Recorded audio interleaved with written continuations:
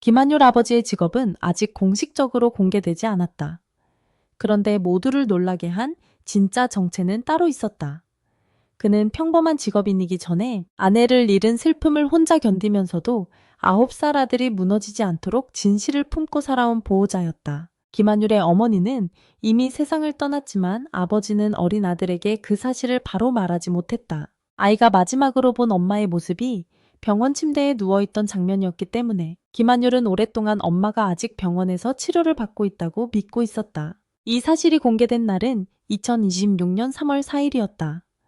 MBN 무명전설 트롯 사내들의 서열전쟁 방송에서 9살 참가자 김한율의 가족 이야기가 세상에 알려졌다. 당시 프로그램에는 모두 2명의 참가자가 출연해 예선전을 치르고 있었다. 김한율은 어린 나이에도 불구하고 2층 도전자로 무대에 올랐다. 그는 장민호의 내 이름 아시죠를 선곡했다. 선곡 이유를 묻자 한율은 엄마가 많이 아파서 7살 이후 보지 못했다고 말했다. 그리고 자신이 텔레비전에 나오면 엄마가 좋아하고 마음이 좋아져 병도 나을 것 같다고 믿고 있었다. 하지만 심사위원들과 제작진이 알고 있던 진실은 달랐다. 김한율의 어머니는 이미 2025년 5월 세상을 떠난 상태였다. 한율만 그 사실을 알지 못했다. 아이는 엄마가 자신이 가수가 되는 것을 소원으로 삼았기 때문에 그 소원을 들어주려고 노래를 시작했다고 말했다. 엄마가 병원에서 나오면 맛있는 것도 함께 먹고 다음에는 엄마와 아빠를 데리고 무명전설 녹화장에 오겠다는 계획까지 이야기했다. 그 말을 듣는 순간 현장에 있던 어른들은 쉽게 표정을 감추지 못했다. 김한율은 희망을 말하고 있었지만 주변 사람들은 그 희망이 이미 돌아갈 수 없는 시간을 향하고 있다는 사실을 알고 있었기 때문이다. 무대가 시작되자 분위기는 더욱 무거워졌다. 김한율은 장민호의 내 이름 아시죠를 끝까지 불렀다. 아직 9살이기 때문에 성인 가수처럼 완성된 발성이나 깊은 호흡을 보여준 것은 아니었다. 그러나 노래의 모든 문장이 엄마를 향한 아이의 마음처럼 들렸다. 심사위원들은 기교보다 진심에 반응했다. 결국 김한율은 심사위원 전원의 선택을 의미하는 올탑을 받았고 본선에 직행했다. 9명의 참가자가 경쟁하는 무대에서 9살 아이가 노래 한 곡으로 자신의 존재를 각인시킨 순간이었다. 방송 뒤 제작진은 김한율의 아버지와 이모를 만났다. 그 자리에서 아버지는 한율이가 엄마를 마지막으로 본 곳이 병원이었다고 설명했다. 그래서 아이는 엄마가 돌아가신 것이 아니라 여전히 아픈 상태라고만 알고 있었다. 아버지는 아내가 2025년 5월 세상을 떠났지만 한율이가 너무 어려서 사실을 알게 되면 정서적으로 큰 문제가 생길까 두려웠다고 털어놓았다. 언젠가는 반드시 말해야 한다는 것을 알고 있었고 적어도 사춘기가 오기 전에는 진실을 전하고 싶었다. 그러나 어떤 말로 시작해야 하는지 어느 시점이 가장 안전한지 알 수 없어서 계속 미루고 있었다. 바로 이 지점에서 아버지의 진짜 모습이 드러났다. 일부 사람들은 김한율 아버지의 직업이 무엇인지 궁금해했고 인터넷에서는 확인되지 않은 추측까지 등장했다. 그러나 방송과 공식 보도를 통해 확인된 범위에서 그의 구체적인 직업은 공개되지 않았다. 그가 유명인인지 특별한 사업가인지 특정 전문직에 종사하는지는 확인할 수 없다. 따라서 직업을 단정하는 이야기는 사실이 아니다. 오히려 공개된 내용만 놓고 보면 사람들을 놀라게 한 것은 직업의 이름이 아니라 아버지가 매일 감당해야 했던 역할의 무게였다. 아버지는 아내를 잃은 남편이었고 동시에 어린 아들의 일상을 지켜야 하는 보호자였다. 자신도 슬퍼할 시간이 필요했지만 아이 앞에서는 쉽게 무너질 수 없었다. 엄마가 왜 집에 오지 않는지 묻는 질문을 들을 때마다 대답을 피해야 했고 언젠가 진실을 알게 될 아들의 충격까지 미리 걱정해야 했다. 진실을 숨긴 선택이 완벽했다고 말할 수는 없다. 하지만 그 선택의 출발점이 아이를 속이려는 의도가 아니라 아이를 지키고 싶다는 두려움이었다는 점은 분명하다. 김한율의 이모 역시 형부와 여러 차례 이야기를 나눴다.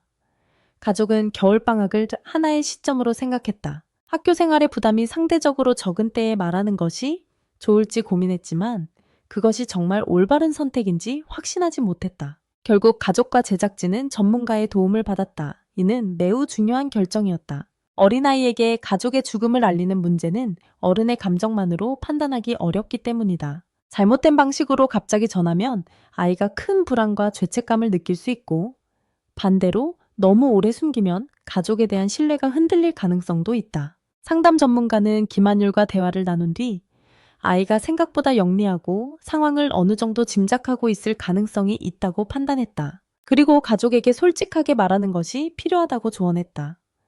다만 사실만 차갑게 전달해서는 안 된다고 강조했다. 엄마는 돌아오지 못하지만 아빠는 건강하게 곁에 있을 것이라는 점. 엄마가 보고 싶거나 궁금할 때 언제든 이야기해도 된다는 점. 원한다면 엄마가 있는 곳에 가서 인사할 수 있다는 점을 함께 알려줘야 한다는 설명이었다. 아버지는 결국 그 조언을 받아들였다. 그리고 아들에게 엄마가 세상을 떠났다는 사실을 직접 전했다. 그 순간 아버지는 눈물이 쏟아졌다고 회상했다. 그런데 더 놀라운 장면은 김한율의 반응이었다. 아이는 자신도 울고 싶었지만 눈물을 참으려 했다. 아빠가 이미 너무 슬퍼하고 있으니 자신까지 울면 아빠가 더 힘들어질 것 같다고 생각했기 때문이다. 아버지는 그런 아들을 보며 자신보다 더 어른 같아 충격을 받았고 오히려 아이에게 부끄러운 마음까지 들었다고 고백했다. 진실을 알린 뒤 가족의 대화는 조금씩 달라졌다. 이전에는 엄마 이야기가 나오면 모두가 조심했고 김한율 역시 보고 싶다는 말을 마음속에 숨겼다. 그러나 사실을 알게 된 뒤에는 엄마가 보고 싶다고 자연스럽게 말할 수 있게 됐다. 슬픔이 사라진 것은 아니었다. 다만 이름을 붙이지 못했던 불안이 분명한 그리움으로 바뀌었다. 아버지는 이번 기회가 없었다면 자신이 계속 말을 미뤘을지도 모른다고 했다. 그렇게 했다면 오히려 아이에게 더 좋지 않은 영향을 줄 수 있었을 것이라며 한유리가 밝게 성장할 수 있도록 도와준 제작진과 전문가에게 감사의 뜻을 전했다. 제작진도 방송만 만들고 끝내지 않았다. 김한율이 사실을 받아들이는 과정에서 혼자 감당하지 않도록 전문 심리 상담을 제공했다. 이는 시청률을 위한 감동 장면보다 훨씬 중요한 조치였다. 어린 참가자의 사연을 공개했다면 공개 이후의 정서적 안정까지 책임져야 하기 때문이다. 김한율의 이야기가 단순한 눈물의 소재로 끝나지 않고 회복의 과정으로 이어질 수 있었던 이유도 여기에 있다. 어머니의 부고를 알게 된 뒤 김한율의 노래는 달라졌다. 2026년 4월 1일 방송된 무명전설 6회에서는 예선과 본선 1차를 통과한 섬의 8명이 1대1 데스매치를 벌였다. 김한율의 상대는 강력한 우승 후보로 평가받던 김태웅이었다. 한율은 태웅 형이 전체 1등이니 그 형을 이기면 자신이 1등이 된다는 당찬말로 무대에 올랐다. 그러나 그가 선택한 곡은 승부만을 위한 노래가 아니었다. 금잔디의 나를 살게 하는 사랑이었다. 김한율은 제작진과의 대화에서 이 노래를 들으면 엄마가 생각나고 엄마가 자신을 안아주던 느낌이 떠오른다고 말했다. 첫 무명 선발전에서 내 이름 아시절을 부를 때 그는 엄마가 살아있다고 믿고 있었다. 하지만 데스매치에서 나를 살게 하는 사랑을 부를 때는 엄마가 다시 돌아올 수 없다는 사실을 알고 있었다. 같은 아이가 부르는 노래였지만 감정의 출발점은 완전히 달랐다. 첫 번째 무대가 엄마에게 자신을 보여주고 싶은 희망이었다면 두 번째 무대는 엄마를 기억하겠다는 약속에 가까웠다. 무대 말미 김한율은 결국 참아온 눈물을 쏟았다. 아빠가 더 슬퍼할까봐 울지 않겠다고 말했던 아이가 노래 안에서는 마음을 숨기지 못했다. 이것은 약해진 모습이 아니었다. 오히려 슬픔을 인정하고 표현하기 시작했다는 신호였다.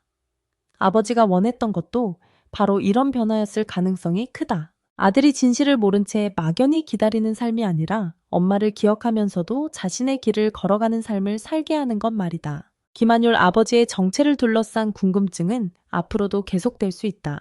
하지만 현재까지 확인된 사실만으로는 그의 직업을 특정할 수 없다. 확인되지 않은 직업을 만들어내는 순간 한 가족이 실제로 겪은 슬픔은 자극적인 소문으로 바뀌고 만다. 우리가 주목해야 할 것은 다른 부분이다.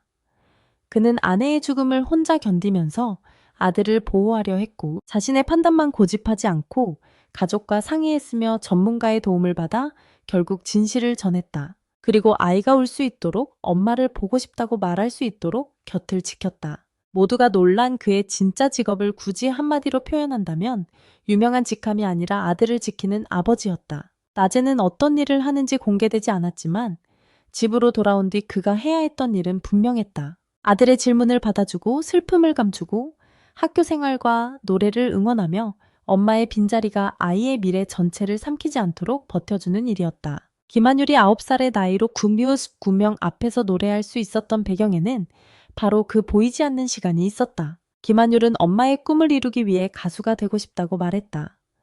이제 그 꿈은 단순히 엄마가 병원에서 나와 자신의 무대를 보는 장면으로 끝나지 않는다. 엄마가 볼 수 없는 무대에서도 최선을 다하고 노래를 통해 엄마를 기억하며 자신을 사랑하는 가족과 함께 성장하는 것이 새로운 의미가 됐다. 그리고 아버지는 더 이상 진실을 혼자 들고 있는 사람이 아니다. 아들과 함께 슬퍼하고, 함께 기억하고, 함께 다음 무대를 준비하는 사람이 됐다. 결국 이 이야기의 핵심은 숨겨진 직업이 아니다. 한 아이를 지키기 위해 진실을 미뤘던 선택 잘못될까?